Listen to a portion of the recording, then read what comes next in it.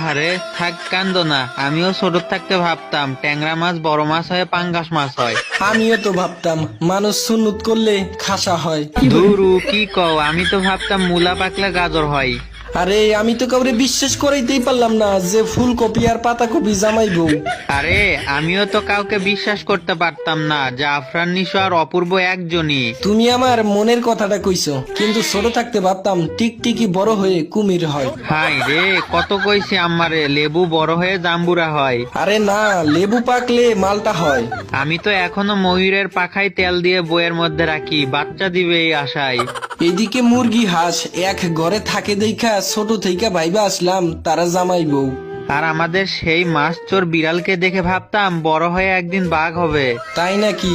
আমি তো আইজো ভাবি কোকিল বড় হয়ে কাক হবে।